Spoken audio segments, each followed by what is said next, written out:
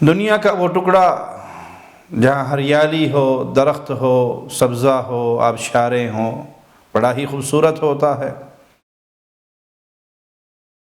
دنیا کی خوبصورتی وہ تو دنیا کی ہے، جنت کی خوبصورتی کا کیا کہنا، جس کا کوئی تصور بھی نہیں کر سکتا۔ تو جنت بھی وہ خوبصورت ترین جگہ ہے جہاں پھلدار درخت ہوں گے، گھنے سائے ہوں گے۔ آئیے جنت کی شان میں کلام الہی کو سنتے ہیں۔ وَأَصْحَابُ الْيَمِينِ مَا أَصْحَابُ الْيَمِينِ، اور دائیں ہاتھ والے کیا خوب ہیں دائیں ہاتھ والے، وہ جن کو نامہ اعمال دائیں ہاتھ میں مل گیا۔ اللہم اجعلنا منہم ومعاہم وفیہم، اللہ اپنی رحمت سے ہمیں ان پیاروں میں شامل فرما دے جن کا نامہ اعمال ان کو دائیں ہاتھ میں ملے گا۔ دائیں ہاتھ میں نامہ اعمال مل جانا گویا جنت کا ٹکٹ مل گیا۔ یہ اہل جنت بن گئے۔ فی صدر مخضود، وہ بے خار بیریوں میں ہوں گے، ایسی بیریاں جس پہ کانٹے نہیں ہیں، بے خار بیریوں میں ہوں گے۔ وطلح ممدود، تہ بتہ کیلوں میں۔ وظل ممدود، اور لمبے سایوں میں۔ وماء مسکوب، اور بہتے پانی آبشاروں میں۔ تو تصور کیجئے کوئی ایسی جگہ جہاں پھل بھی، درخت بھی، لمبے سائے بھی اور آبشاریں بھی، وہ کتنی پیاری جگہ ہوگی۔ اور واقعی جنت بہت پیاری ہے، اس جنت کے لیے محنت کیجئے، اس کو پانے کے لیے محنت کیجئے۔ دنیا کی عارضی لذتیں، وہ بھلے نظر کی لذتیں ہوں یا زبان کی لذتیں ہوں، وہ عارضی ہیں، ختم ہو جانے والی ہیں۔ بلکہ گناہ میں لذت ہوتی ہی اس وقت تک ہے جب تک گناہ کر نہ لیا جائے۔ جب کر لو پھر تو ضمیر چوٹ مارتا ہے کہ یہ کیا کیا، یہ کیا کیا، یہ کیا کیا۔ پھر تو ضمیر انسان کو ستاتا ہے اگر اندر کا انسان جاگ رہا ہے۔ لیکن جنت کی نعمتیں وہ عارضی نہیں ہیں، وہ ہمیشہ کی نعمتیں ہیں۔ ذوات افنان، وہ دونوں بہت زیادہ شاخوں والے۔ ایک اور مقام پہ مالک فرماتا ہے فیہما فاکہۃ ونخل ورمان، ان دونوں میں لذیذ پھل ہوں گے اور کھجورے اور انار بھی۔ نبی کریم صلی اللہ علیہ وسلم کا فرمان صحیح بخاری 4881 نمبر روایت ہے، آپ نے فرمایا جنت میں ایک درخت ہے، اگر اس درخت کے سائے میں شتر سوار دوڑے کتنے عرصے تک، 100 برس تک بھی چلتا رہے تو اس کا سایہ ختم نہیں ہوگا۔ اتنے گھنے اور سائے دار درخت وہ اللہ کی جنت میں ہوں گے۔ چاہو تو قرآن حکیم کا یہ مقام پڑھ لو، وظل ممدود، اور لمبے سایوں میں۔ نبی کریم صلی اللہ علیہ وسلم کے صحابی سیدنا برا بن عازب نے ایک مرتبہ قرآن حکیم کی یہ آیت تلاوت فرمائی، وَدَانِيَةً عَلَيْهِمْ ظِلَالُهَا وَذُلِّلَتْ قُطُوفُهَا تَذْلِيلًا، اور اس جنت کے سائے ان پر جھکے ہوں گے اور ان کے پھلوں کے گچھے ان کے تابع فرمان بنا دیے جائیں گے۔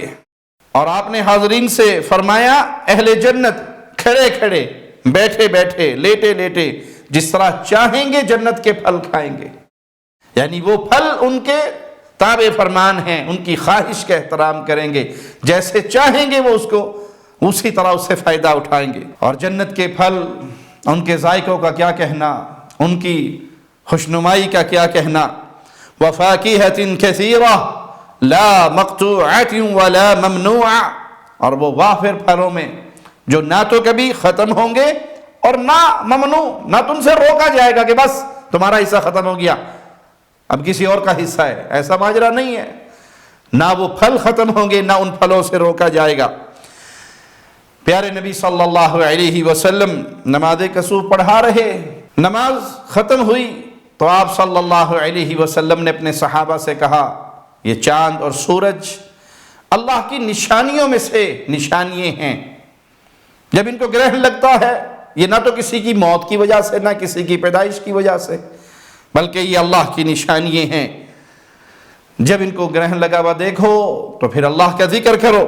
صحابہ نے کہا اللہ کے نبی صلی اللہ علیہ وسلم، ہم نے آپ کو دیکھا کہ آپ نے اپنا قدم بڑھایا نماز کے اندر، تو پیارے نبی صلی اللہ علیہ وسلم نے فرمایا ہاں میں نے جنت دیکھی تھی، اس کے پھلوں کا ایک خوشہ میں توڑنا چاہتا تھا، اگر میں اسے توڑ لیتا رہتی دنیا تک تم اس پھل کو کھاتے رہتے، وہ ختم نہ ہوتا۔ پیارے نبی صلی اللہ علیہ وسلم کا یہ فرمان، وہ پھل کا ایک خوشہ رہتی دنیا تک تم کھاتے رہتے تو وہ ختم نہ ہوتا، اور جس جنت میں انسان داخل ہو جائے گا وہاں پھلوں کے باغات ہوں گے۔ تو یہ ساری نعمتیں کلام الہی نے یہ نقشہ ہمارے سامنے کھینچا کہ قیامت کے دن کو یہ بہانہ نہ کرے ہمیں تو پتہ ہی نہیں تھا کہ اللہ نے اتنے انعامات رکھے ہوئے ہیں، ہم بھی دوڑ لگا لیتے۔ یہ سب شریعت اسلامیہ نے کھول کھول کر بیان کر دیے۔ اب خوش نصیب ہے جو اپنی اس زندگی کو اس جنت پانے کے لیے خرچ کرتا ہے۔ اس کا قطعاً یہ معنی کوئی نہ نکالے کہ وہ دنیا سے منہ موڑ لے، وہ پہاڑوں میں نکل جائے، وہ جنگلوں کا منہ کر لے، وہ صوفی بن جائے، وہ لوگوں سے کنارہ کش ہو جائے، وہ مصلی لے کر بس دریاؤں کے کناروں پہ جا کے آباد ہو جائے۔ یہ معنی شریعت محمدیہ نے کبھی نہیں کیا۔ دنیا میں رہے، معاشرے میں رہے، اور معاشرے میں رہ کر اللہ کو نہ بھولے، اللہ کے فرض کیے ہوئے فرائض ان کو ادا کرے، جن کاموں سے اللہ نے منع کیا ہے ان سے منع رہے، رک کر رہے، اور اپنی جو شریعت نے حدود مقرر کی ہیں اس کے مطابق رہ کر زندگی گزارتا رہے، اور وہ اللہ کی جنت کے اندر داخل ہو جائے گا اگر اس نے اس دنیا کو شریعت محمدیہ کے مطابق گزارا ہوگا۔ پیارے نبی صلی اللہ علیہ وسلم کا فرمان ہے، صحیح مسلم 2835 نمبر روایت ہے کہ اہل جنت جب جنت میں داخل ہو جائیں گے، کھائیں گے، پئیں گے، نہ تو وہ ناک جھاڑیں گے، نہ انہیں بول و براز کا عارضہ ہوگا، یہ معاملہ ان کے سامنے پیش ہوگا، بلکہ انہیں ایک ڈکار آئے گی خوشبودار، اور جو کچھ کھایا ہوگا وہ ہضم ہو جائے گا۔ ان کی زبانوں پر بے ساختہ اللہ کی حمد و ثنا جاری رہے گی، جس طرح انسان سانس بے ساختہ لیتا ہے اسی طرح اہل جنت اللہ کا ذکر بھی کرتے رہیں گے۔ سیدنا عبداللہ بن سلام رضی اللہ عنہ وارضاہ نے بتلایا کہ جب میں نے اسلام قبول کرنے کا ارادہ کیا تو میں اللہ کے نبی صلی اللہ علیہ وسلم کے پاس آیا۔ میں نے کہا اللہ کے نبی صلی اللہ علیہ وسلم، میں آپ سے کچھ پوچھنا چاہتا ہوں۔ آپ نے فرمایا پوچھئے۔ تو انہوں نے پوچھا کہ جنت میں اہل جنت کی جب ضیافت ہوگی تو پہلی ضیافت کس چیز سے ہوگی؟ آپ صلی اللہ علیہ وسلم نے فرمایا مچھلی کے جگر کا اضافی حصہ، اس سے جنتیوں کی ضیافت ہوگی۔ اور ایک دوسری روایت صحیح مسلم کی 315 نمبر، اس میں ہے کہ ایک یہودی عالم رسول اللہ صلی اللہ علیہ وسلم کے پاس آیا اور کہا یا محمد سلام علیک۔ سیدنا ثوبان بیان کرتے ہیں کہ میں پاس ہی کھڑا تھا، میں نے اس کو زور سے دھکا دیا۔ تو انہوں نے کہا مجھے دھکا کیوں دیا؟ کہا تم نے نبی کریم صلی اللہ علیہ وسلم کو محمد الرسول اللہ کہہ کر کیوں نہیں بلایا؟ تو کہا میں تو اس نام سے پکاروں گا جو نام ان کی والدہ نے رکھا، ان کے گھر والوں نے رکھا۔ تو پیارے نبی صلی اللہ علیہ وسلم نے فرمایا ہاں میرا نام محمد یہ میرے گھر والوں نے رکھا۔ اس پر وہ یہودی کہتا ہے کہ میں آپ سے کچھ پوچھنے آیا ہوں۔ تو آپ صلی اللہ علیہ وسلم نے فرمایا میری کہی ہوئی بات تمہیں فائدہ پہنچائے گی؟ تو وہ کہنے لگا میں غور سے سنوں گا۔ تو اللہ کے نبی صلی اللہ علیہ وسلم کے ہاتھ میں ایک لکڑی تھی جس سے آپ زمین کو رید رہے تھے۔ کہا پوچھئے۔ تو یہودی نے سوال کیا جس روز زمین و آسمان کو تبدیل کر دیا جائے گا تو لوگ کہاں ہوں گے؟ آپ نے فرمایا وہ پل سے پہلے تاریکی کے مقام پر ہوں گے۔ اس نے پوچھا سب سے پہلے پل کون کراس کرے گا؟ تو آپ صلی اللہ علیہ وسلم فرمایا فقراء مہاجرین، جنہوں نے اپنا سب کچھ قربان کر دیا اور فقیری کی حالت میں ہجرت کر گئے۔ اس نے کہا لوگ جب جنت میں داخل ہوں گے تو انہیں کیا تحفہ دیا جائے گا؟ تو آپ نے فرمایا مچھلی کے جگر کا اضافی ٹکڑا، اس کا تحفہ ملے گا۔ اس نے کہا پھر اس کے بعد کس چیز سے اہل جنت کی ضیافت ہوگی؟ تو آپ صلی اللہ علیہ وسلم نے فرمایا اس بیل سے جو جنت کے اطراف میں چرتا پھرتا ہے، اس سے اہل جنت کی ضیافت ہوگی۔ یہودی نے کہا کھانے کے بعد انہیں پینے کے لیے کیا پیش کیا جائے گا؟